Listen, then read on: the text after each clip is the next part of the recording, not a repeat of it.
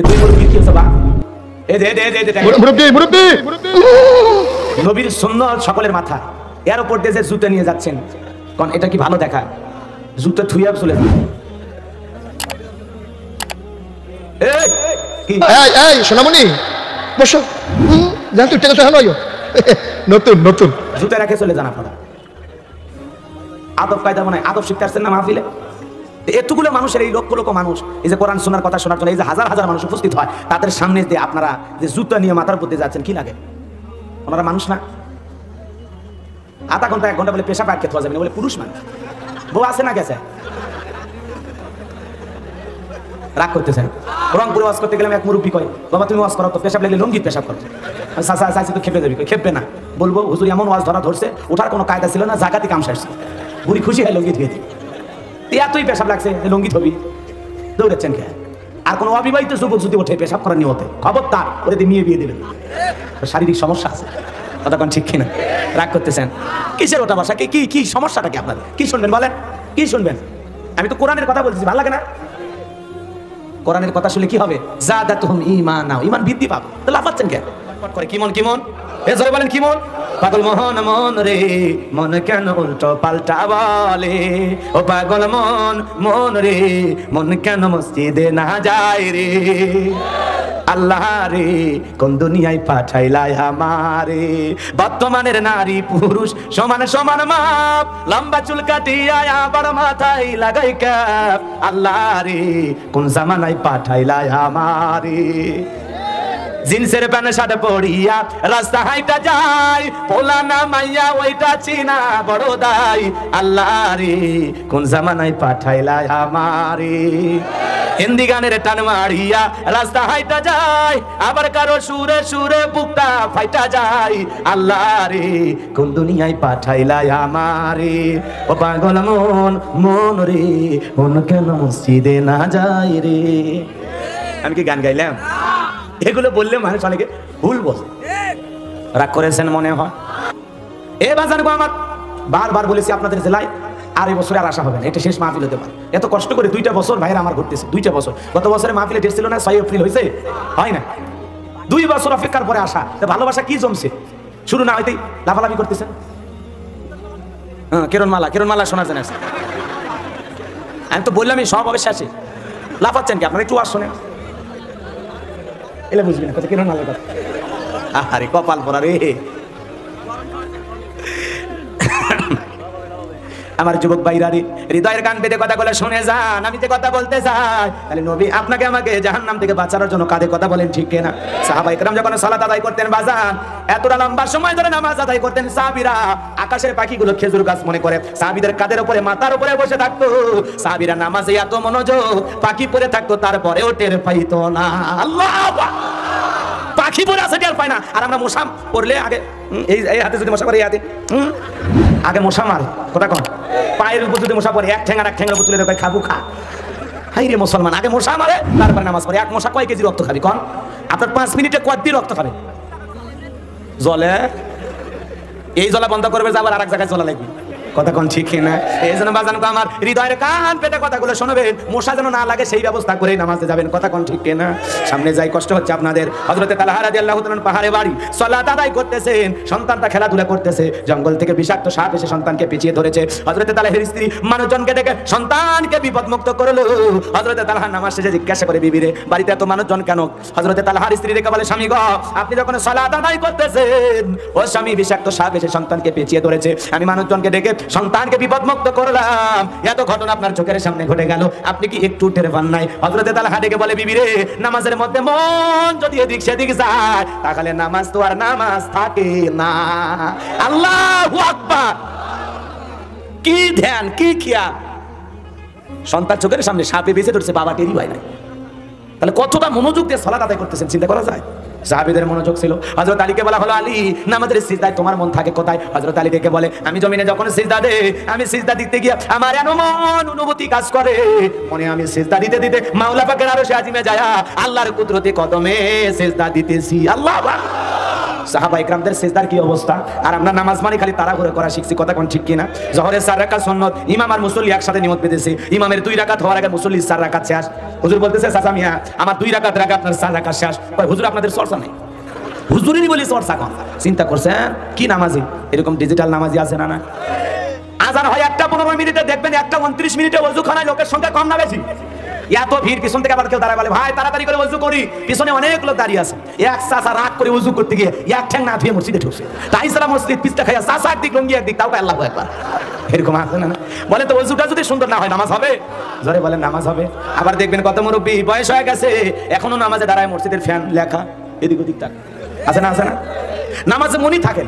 সাহাবা ইকরামদের মনের অবস্থা আর আমাদের মনের অবস্থা আকাশ পাতাল ব্যবধান, কথা বলে ঠিক কিনা? আমাদের পাগল মন খালি ছটফট করে, কি মন কি মন? এ জয় বলেন কি মন? পাগল মোহন মন রে মন কেন উল্টো পাল্টা বলে, ও পাগল মন মন রে মন কেন মসজিদে না যায় রে, আল্লাহ রে কোন দুনিয়ায় পাঠাইলাই আমারে। বর্তমানের নারী পুরুষ সমান সমান মাপ, লম্বা চুল কাটিয়া আবার মাথায় লাগাই কাপ, আল্লাহ রে কোন জামানায় পাঠাইলাই আমারে।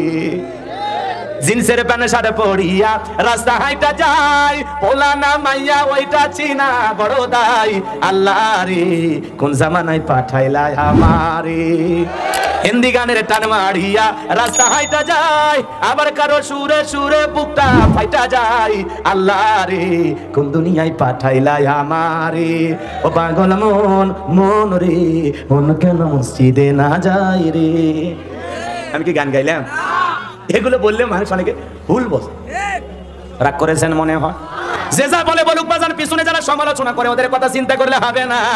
আমি আপনাদের উদ্দেশ্যে যে কথা বলতে চাই, হৃদয়ের কান পেতে কথাগুলো শুনে যান। নামাজে আমাদের মন অস্থির স্থির থাকে না, এমন নামাজে আমরা হইছি বাজান। এত তাড়াহুড়া করে নামাজ পড়ি, কয় রাকাত পড়ি তাও মনে থাকে না, সিজদা কয়টা দিলাম তাও মনে থাকে না। এমন তাড়াহুড়া করে নামাজ পড়লে নামাজগুলো হবে না। নামাজে আমাদের মনোযোগ আনার দরকার আছে না নাই? তাহলে আপনি আমি মসজিদে যখন ঢুকবো, আপনি একমাত্র গোলাম কার? দুনিয়ার কোনো খেয়াল কোনো চিন্তা আর মনের মধ্যে রাখা যাবে না। আপনি আমি যখন মসজিদে ঢুকবো আমরা শুধুমাত্র একমাত্র কার? জোরে বলেন কার? নামাজের প্রতি আমাদের মনোযোগ আনা লাগবে বাজান গো আমার, খুব মনোযোগ দিয়ে সালাতগুলো আদায় করা লাগবে। এই জন্য আমার আল্লাহ রাব্বুল আলামিন বলেন ফালিয়াবুদু রাব্ব হাযাল বাইত আল্লাযী আত'আমাহুম মিন জু' ওয়া আমানাহুম মিন খাউফ। আল্লাহ পাক বলেন ওই ঘরের মালিকের ইবাদত করো। ইবাদত যদি ইবাদতের মতো করতে পারো বান্দারে, গোলামি যদি গোলামির মতো হয়, সিজদা যদি সিজদার মতো হয়, আমি আল্লাহ রাব্বুল আলামিন তোমাদের দুইটা জিনিস পুরস্কার দেব। এক নাম্বার হলো তোমাদের রিজিকের টেনশন থাকবে না, আমি আল্লাহ রিজিকের ব্যবস্থা করে দেব। 2 নাম্বার হলো তোমাদের কোনো ভয় থাকবে না, আমি আল্লাহ সকল ভয় থেকে নিরাপত্তা দেব। আমাদের রিজিক নিয়ে টেনশন আছে না নাই? আমাদের ভয় ভীতি আছে না নাই? এ বাজারে খুলনা একজন ব্যবসা করে, ওর বাড়ি হলো এই গ্রামের নাম কি? গুটুদিয়া। এই গুটুদিয়া গ্রামে আসবে বিকাশের দোকানদার, পকেটে 2-3 লাখ টাকা আছে। চিন্তা করলো আল্লাহ এই টাকা নিয়ে বাড়ি পর্যন্ত পৌঁছাইতে পারবো নাকি ছিনতাইকারী কবলে পড়ে যান টাকা দুটাই হারাবো, ভয় আমাদের আছে না নাই? মেয়েটা কলেজে গেল একা একা ফিরবে নাকি জামাই সাথে নিয়ে আসবে, ভয় আছে না নাই? মেয়েটা কলেজে গেল স্কুলে গেল একা একা ফিরবে নাকি কারো লালসার শিকার হবে, দর্শনের শিকার হবে? প্রতিদিন দর্শনের ঘটনা সমাজে আসে না না? কিছু খবরে আসে আর কিছু চাপা পড়ে থাকে। এ বাজানগো আমার, দর্শন মুক্ত বাংলাদেশ হবে তখন, আল্লাহর আইন জমিনে প্রতিষ্ঠিত হবে যখন। কোরআন দিয়ে যতদিন পর্যন্ত বিচার ব্যবস্থা কার্য পরিচালনা না হবে ততদিন পর্যন্ত ধর্ষণ বন্ধ হবে না, হবে না? কথা বলেন ঠিক কিনা? রাগ করেছেন মনে হয়? আল্লাহর আইন দিয়ে চোরের বিচার করেন, আল্লাহর আইন দিয়ে দর্শকের বিচার করেন। দেখেন এই চুরি ডাকাতি আর যদি ধর্ষণ বন্ধ হয়, বাংলাদেশটা সত্যি সোনার বাংলা হয়ে যাবে। কথা কোন ঠিক না? কে শুনে কার কথা? আজও গেল না মনের ব্যথা, এখন উচিত কথা যদি কই পিঠের উপর দিয়া যাবি মই। এই আনন্দে কিছু লোক কিনা খাবে বগুড়ার স্পেশাল দই। কথা বলে না কেন? ঠিক না? যত দোষ নন্দ ঘোষ, সত্যটা বললে দোষ, করলে অন্যায়ের প্রতিবাদ, নামটা হবে তোমার মৌলবাদ, নামটা হবে তোমার জঙ্গিবাদ। যতদিন আল্লাহ দেহে রাখবে প্রাণ ততদিন হকের পক্ষে আওয়াজ দিয়ে যাবো। কথা বলেন ঠিক কিনা? কোন বাতিলকে দেখে ভয় পাওয়া যাবে? ইমানদার একজনকে ভয় পায়, তিনি কি? তাহলে মসজিদে ঢুকবো কার ভয়ে? জোরে বলেন কার ভয়ে? ভালো করে বুঝবেন। ওই ফরজি গতি নামাজি তাড়াহুড়ো করে, আরে ভাই 4 রাকাত নামাজ পড়তে 10টা মিনিট কি দিতে পারবো না আমরা? এত তাড়াহুড়ো করে নামাজ পড়ে মানে বাপ রে বাপ, এক এক করে মারতিস। আছে না নাই? কথা কোন আছে না নাই? হাই রে ভাই এমন কায়দায় সিজদা গোজেন খালি ইনকে করে ওঠে, মানে ওর ধান্দা 2 রাকাতের 4 সিজদা একবারে দিলে ভালো হয়। এত ওটা বসা ভালো লাগতেছে না, এরকম নামাজি আছে না? এগুলো 4G 5G গতি নামাজ দিয়া আল্লাহর দরবারে জান্নাতে যাওয়া যাবে।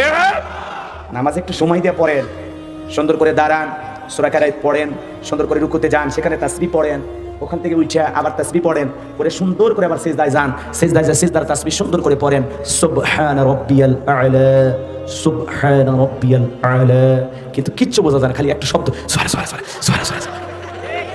আছে না চাচা? মানে সিজদায় যা কি চাচ্ছে জানেন? সবই নেতে দাম বেড়ে গেছে যে। আরে ভাই, জিনিসের দাম বাইরে গেছে, এখন কি করবে? আমরা তো অসহায়, আমাদের হাতে কোনো কিছু আছে? আজকে তেলের বাজারে আগুন, চিনির দাম বেশি, ছোলা বুটের দাম বেশি, পেঁয়াজের দাম বেশি, দিন দিন জিনিসের দাম বাড়তেছে, কারণ সামনে রমাদান মাস।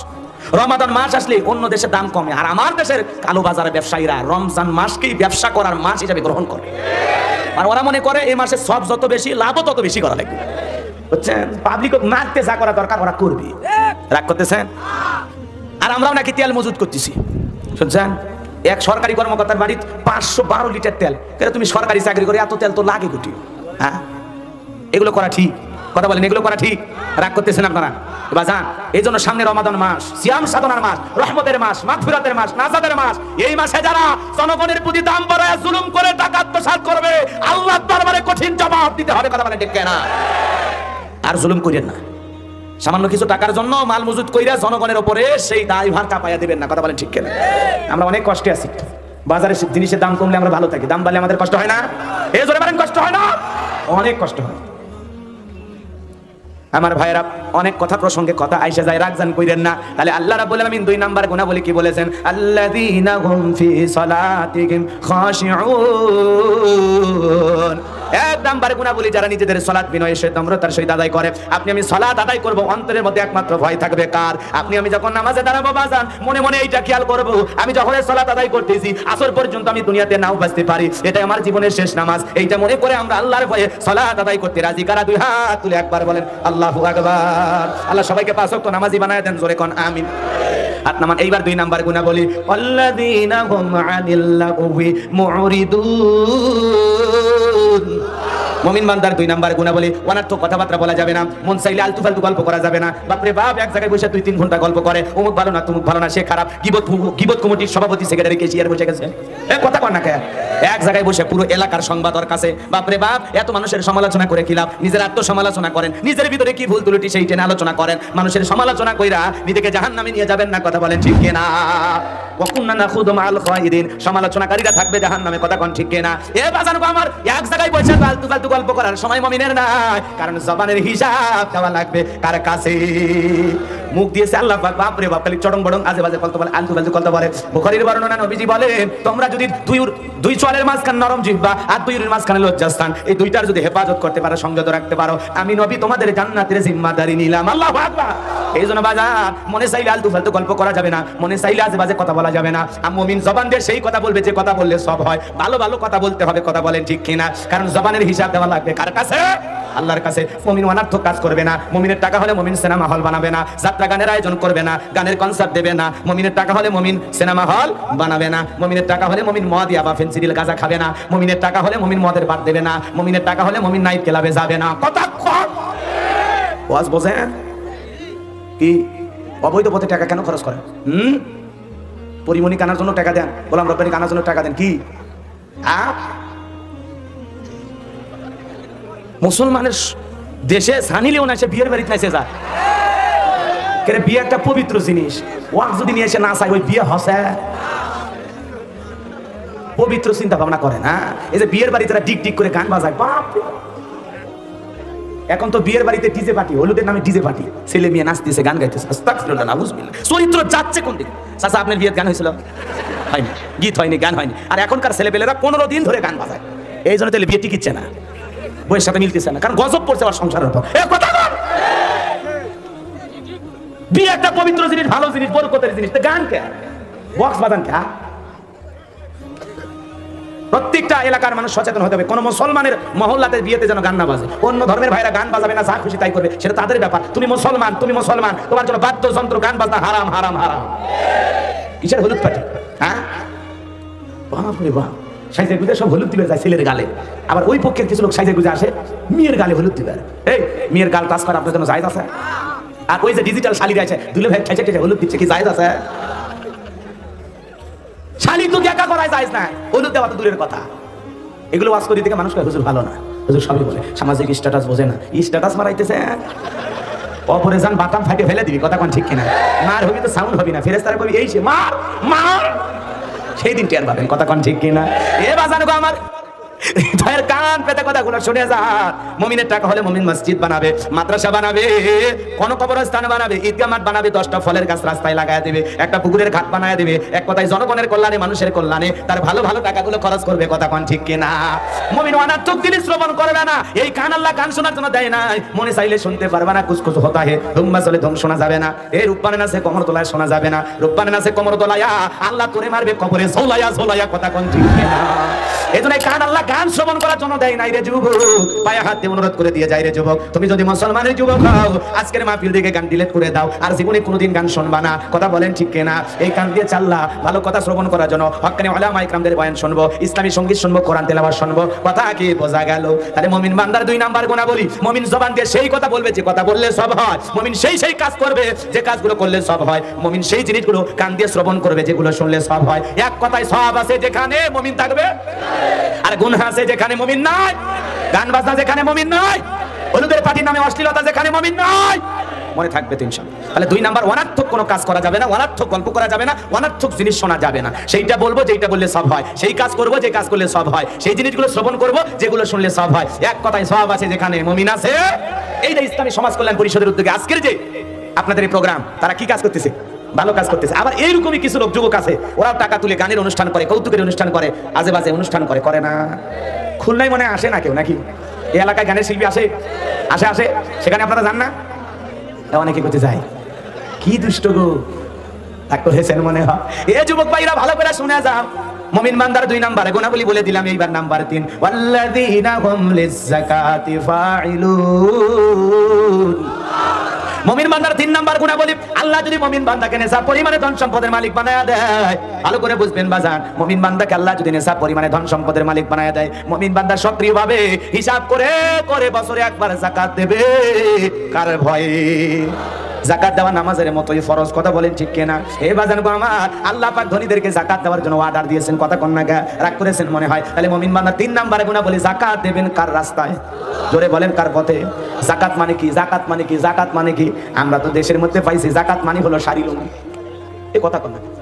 স্বাধীনতার পর থেকে যারা যাকাত দিচ্ছে ওরা দিয়েই গেল, যারা নিচ্ছে তারা নিয়েই গেল, মানুষের ভাগ্যের কোনো পরিবর্তন নাই। আল্লাহ পাক যাকাত কেন দিয়েছেন? যাকাত আসছে দারিদ্রতা বিমোচন করার জন্য, যাকাত আসছে অভাবমুক্ত সমাজ রাষ্ট্র করার জন্য, যাকাত আসছে গরিবের মুখে হাসি ফোটানোর জন্য। যেই সমাজের অর্থনীতি হবে যাকাত ভিত্তিক, কি ভিত্তিক? সমাজের অর্থনীতি দিয়ে হয় যাকাত ভিত্তিক অর্থনীতি। এ বাজান গো আমার, ওই সমাজটা হবে বড় সুন্দর। আমাদের অর্থনীতি সুদ ভিত্তিক নাকি যাকাত ভিত্তিক? জোরে বলেন। কুকুরের বাচ্চা হয় কয়টা? হ্যাঁ, 6টা 7টা 8টা 10টা 12টা 15টা, এই তো বলবেন। গাভীর বাছুর হয় কয়টা? জোরে বলেন কয়টা? প্রতিদিন বাংলাদেশের প্রত্যেকটা জেলাতে হাজার হাজার জবাই হয়, কুরবানির দিনে লক্ষ লক্ষ জবাই হয়। এরপরে কি কোনোদিন টেলিভিশন নিউজ হয়েছে যে এই বছর কুরবানির গরু না পাওয়ার কারণে বাংলাদেশের মুসলমান কুরবানি করতে পারেনি? পাইছেন নিউজ? বছরে দেয় বাচ্চা একটা, কারণ হালাল এত বরকত আল্লাহ দিয়েছে, এলাকা তালাশ করলে হাজার হাজার গরু পাওয়া যাবে। কিন্তু বলেন তো কুত্তে কটা পাওয়া যাবে? কুকুর আছে 200-300 আছে, পাওয়া যাবে না। ওরা জন্মের হওয়া হয়, জন্মের মরা মরে। তার মানে কি হারামে কোনো বরকত নাই, হালালে বরকত আছে। সংখ্যা কম হলেও আল্লাহ অনেক বৃদ্ধি করে। সুদ ভিত্তিক অর্থনীতি করে মাথা পিছু $50,000 আয় দেখালে কিয়ামত পর্যন্ত শান্তি আসবে? মাথা পিছু আয় দিয়া কি করবেন? কথা আমার হৃদয়ের কান পেতে কথাগুলো শুনে যান।